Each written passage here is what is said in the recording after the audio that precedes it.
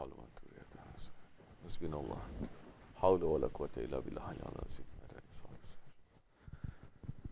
Assalamu alaikum wa rahmatullahi wa barakatuh. Welcome to you.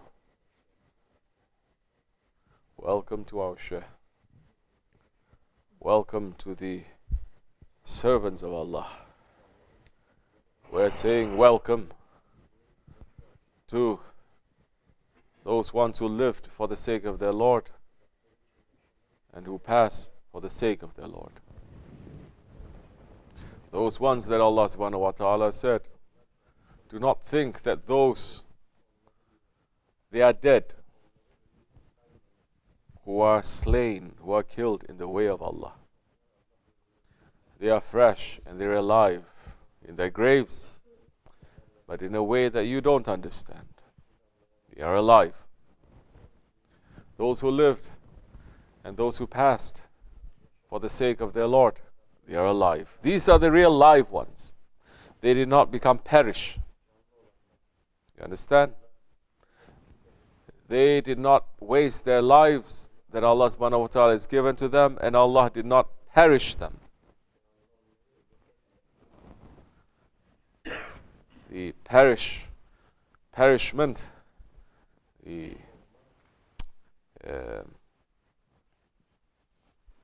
to be sent to non-existence. Shaitan is saying, send me, Ya Rabbi, to hell forever, but don't send me to non-existence. There's a very deep meaning to that we're not going to enter today. But so many people, not understanding this, they have become dead while they are living. They become less than human. They didn't rise from the animal level to the human level to rise to a higher level. They stay at the animal and they go lower than the animals. That the Quran is explaining. Lower than the animals. But those who live for the sake of Allah and they pass for the sake of Allah, they are the ones who have real life in dunya and akhirat. But they must live for the sake of Allah, not live for the sake of this dunya. They run away from this dunya. They run away from the tricks and the traps of this dunya. Running away. Today, if we say those who are in tariqat to run away from this dunya, they say, brother, don't be extreme. If we say, run away from the tricks and traps and the pleasures and the treasures of this dunya, which Allah is explaining, think that you must know that your family and your children and your whatever that you own, it is a what? Confusion to you. If we say it is a confusion, they say, brother, please, Sufism is love. Is love. So now there is something wrong now in the understanding. Because the understanding of love, don't take the explanation from anyone else except those who have lived for the love of their Lord and those who have died for the love of their Lord. Otherwise, you're going to find 1 million understanding of what love is. Philosophers saying what love is, talk show hosts saying what love is, novelists saying what love is. Everyone. We are in this spiritual way. We must take the understanding of love as Holy Prophet ﷺ has explained it to us, how he lived his life. There was a testimony of love. How he passed, there was a testimony of love. How is Ahlul Bayt, how they lived, that is showing us how to love. Not only Allah, yes, of course they love Allah, but Holy Prophet ﷺ, other than Allah, whom does he love? Don't say he doesn't love anything else. He loves his ummah. He loves his ummah. That is saying, ummati, ummati. There's so many foolish Muslims, they are not believing that too. They say, where is the proof? Prophet is saying, ummati, ummati, when he was born, He says ummati and ummati when he passed. He's saying ummati, ummati when he's risen from on Judgment Day, on the day of resurrection. My ummat, that he loves us. So he's showing us how to love and what to love. And his Ahlul Bayt, his family, is showing us.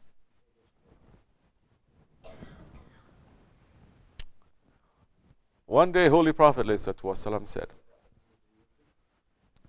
in front of him were gathered all the Sahabi Kiram. And he said to them, if somebody did something wrong to you, really hurt you and damaged you, later he apologized, would you forgive him? He said, yes, Ya Rasulullah.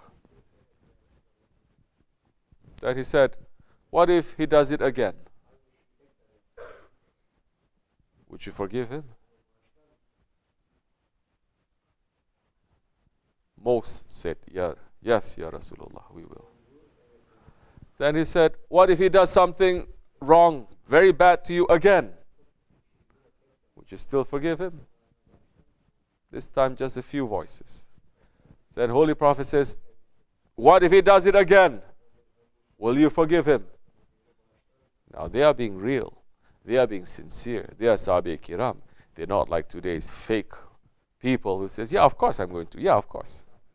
But when you touch them a little bit, that hurts their ego. They're ready to destroy you and to bring you down. Only one person says, yes, I will, Ya Rasulullah. And that was Hazrati Ali, Karamallahu Wajah. And Holy Prophet ﷺ says, what if he does it again to you? Would you forgive him? He said, it is known to you. Yes, I will forgive him. And his Prophet ﷺ said, and if he does it again, will you forgive him? Hazrati Ali, Karamallahu Wajah, then said, it is known to you, Ya Rasulullah, that if he were to do it again and again until Judgment Day, I will forgive him. That's Ahlul Bayt. And that is the example that they are showing to the whole universe. Now, does it fit that this Ahlul Bayt, who is saying this, will be fighting and begrudging and hating Hazrati Abu Bakr or Hazrati Umar or Hazrati Osman? Does that make sense? No.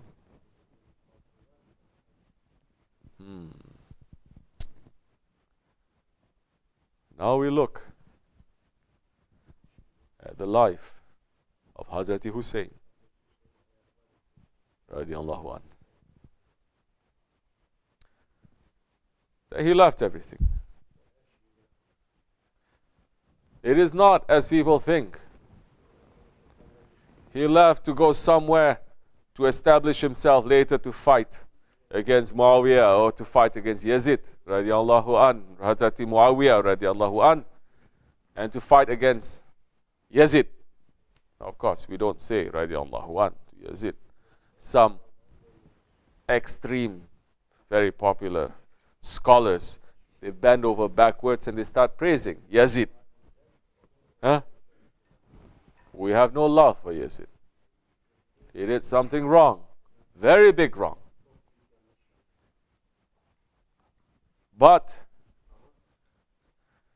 we are not also saying that we are better than Yazid. If you say that, Shaitan is already sitting on you. We cannot be better than Yazid because our ego, yes, it is worse than Yazid. It is worse than Shaitan. It is worse than Fir'aun and Namrud and Abu Jahl. Because Yazid grew up with Hazrati Hussein. They grew up playing together, worshipping together, living their life together. Later something happened and Yazid got fooled. The only difference is Allah subhanahu wa ta'ala is protecting us and not offering us the world to get fooled. Otherwise, we are going to be worse than Yazid. So many, they're already being fooled. Not by what the dunya has to offer, big ways, small ways they are being fooled. Small ways they have already betrayed. So now, we're not going to sit and curse at Yazid like some foolish ones they are doing. You do that, then we're not remembering the lesson of shaitan. That when Allah is saying, there is going to be a creature that is going to disobey me. And shaitan says, who dares to disobey Allah? I'm going to curse that one. Cursing for thousands of years. That creature that disobeyed Allah, but not knowing that it was himself. Because it didn't strike him to think, maybe it might be me.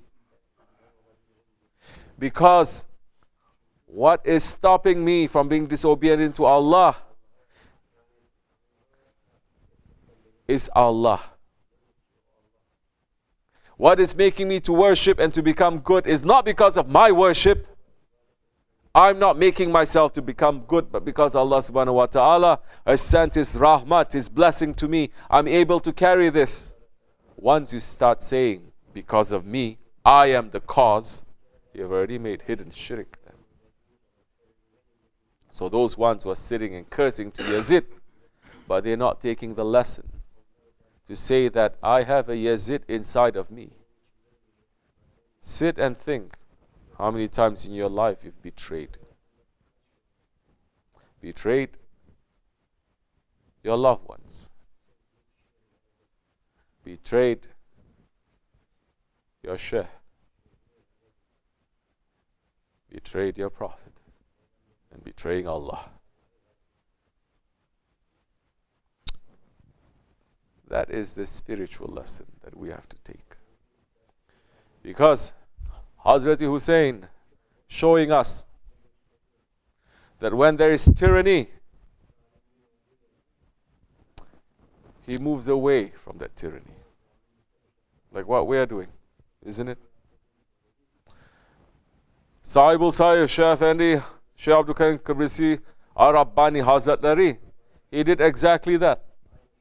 There is tyranny.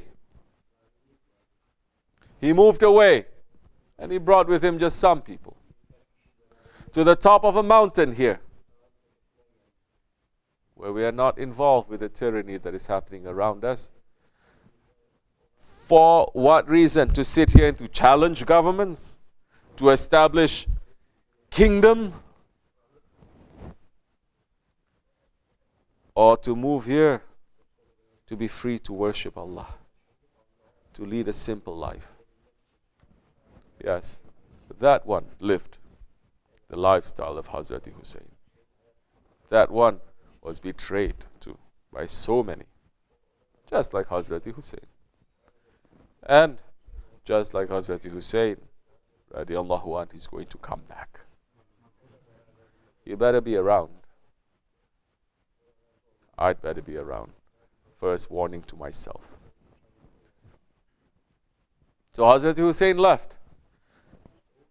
Not because of the invitations of hundreds and thousands of people that he knows. They come from people who betrayed. You think he doesn't know? Hazrat Hussein, when he left with his family, he was not like the pictures and the paintings they're putting out everywhere to show that he's a young man. In his 20s, in his 30s, where the blood is still boiling.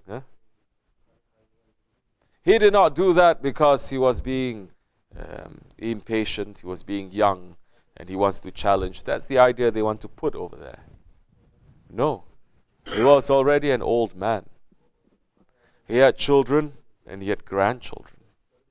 When he moved, he did not move there.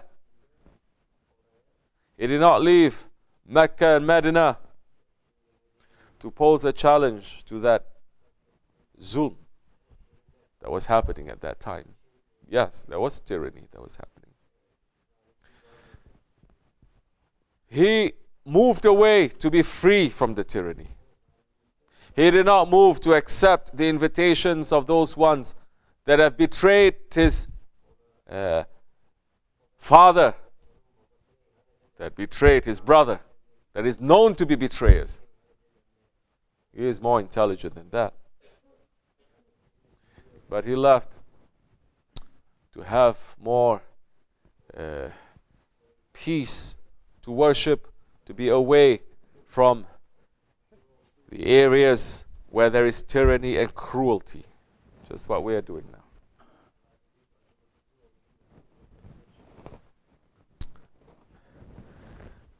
And he said, then I'm going to go to the land of the Byzants, the Byzantine, where they don't know Allah. And I'm going to go there. And Shaykh Effendi Hazretleri is saying, his plan from the Byzance area to go to where? The Kafkas Mountains. Something need to be put there, a seed, and later it was to be planted, then for the Akhir Zaman, for that to come out, then for everything to happen. But Hazrat Hussain, radiallahu an, is showing us that love and the way of the Ahlul Bayt to leave. Leaving what? Leaving the dunya, leaving the tyranny, and to run towards Allah subhanahu wa ta'ala. Did he know what was going to happen to him? Of course he knew. It's Hazrat Hussain. He knew, and when he was warned and advised by the others, by his own brother, he said, this is the destiny that I must walk, O my brother. Allah has prepared this for me. That is Ahlul Bayt. They are not looking for that title to only say, I'm Ahlul Bayt, I'm Ahlul Bayt, I'm Ahlul Bayt. There's so many they are doing now. They are not looking to see what comes with that title. Worldly positions, worldly respect. Like so many now. They're using the Ahlul Bayt just to make business. Making a clan for themselves. Thinking we are the elite. No one else can come.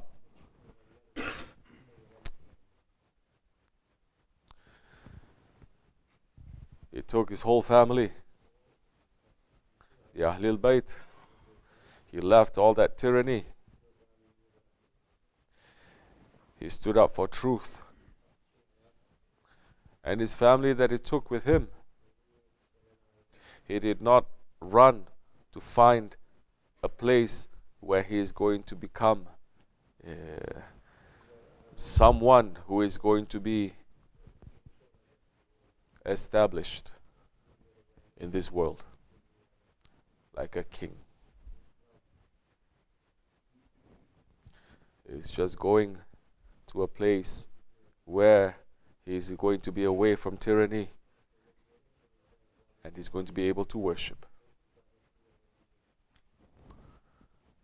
So, we're looking now. That is the example of the Ahlul Bayt. And he brought with him his whole family. They left so much over there. And he's walking to his destiny. Did he know that his destiny is going to turn out like this? Of course he did. He's Hazrat Hussain.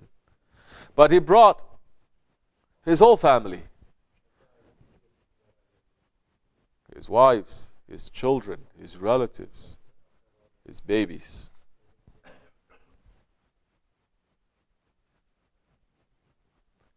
And everyone was sacrificed.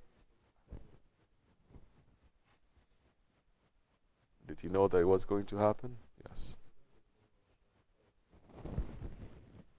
So now, where are those ones who are saying we love Hazrat Hussain and we're hating Yazid? Have you looked inside of you to see if you are on the side of Hussein or the side of Yazid? Did you bring out the Yazid inside of you?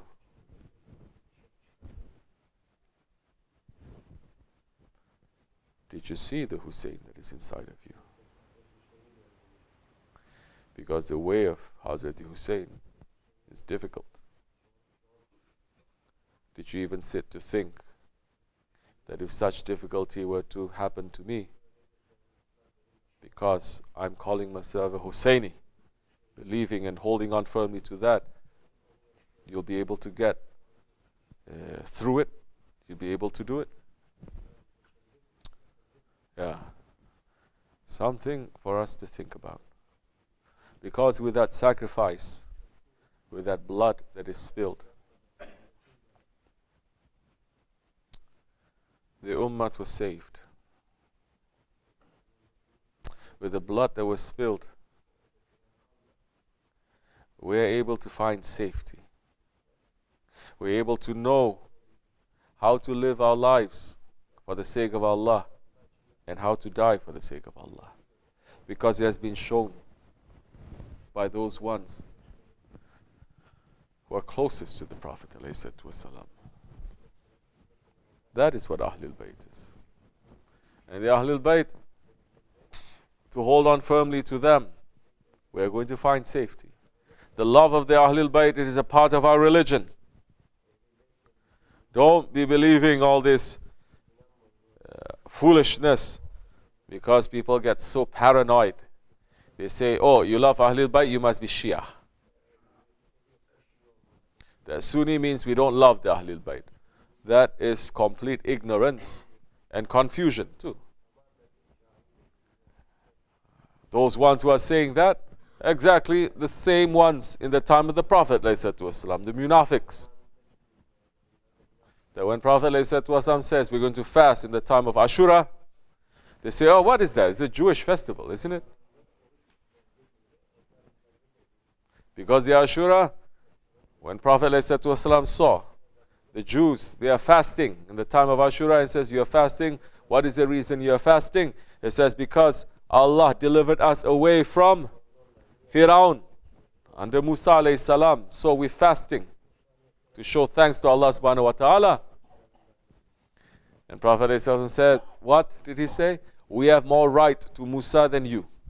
So we are going to fast. But we're going to fast one day before and one day after, or we're going to make it slightly different. So those ones who are saying, no, don't love the Ahlul Bayt, you're like the Shia, it's just exactly what the munafiqs are saying at that time. It is a part of our religion, and it is, they are like the ship of alayhi salam, that we hold on to them and we will find safety. Ahlul Bayt is not just by blood. Ahlul Bayt is not just with title. Ahlul Bayt, those ones who are part of his family, who are following in the footsteps of Hazrati Hassan and Hazrati Hussein, Hazrati Ali and Hazrati Prophet ﷺ. Those are the Ahlul Bayt. Yes. Now, we don't want to get too much into the topic, because who is Ahlul Bayt? It is also open. Hazrati Abu Bakr Siddiq is also Ahlul Bayt, because he's a part of the family of the Prophet ﷺ. They are related. No? There are those who are related to the Prophet ﷺ by blood, but those who are related to him by spirit, they are much stronger. Maybe by blood they don't have so much, but by spirit, their lifestyle is showing the way how Prophet was living. There are so many who claim that they have the blood of the Prophet, but we're looking, they're doing the worst things to Islam. Sayyid Qutb, what is he? So big scholar, isn't it? Big Wahhabi kind scholar. Reformist Islam. Look to his ideas, you see so many bidat. Sayyid Qutb. We're not looking for titles of Sayyid or Sharif. We are looking to live the lives of the Sayyids and the Sharifs, for us and our families to live the lives and to live and to pass from them. This life like they. Inshallah Rahman. On this day of Ashura, on this day that Allah subhanahu wa ta'ala has forgiven so many earlier nations and their prophets, we are asking Allah subhanahu wa ta'ala to forgive us too, for the sake of Ashabul Sayf. Al-Fatiha. Amin.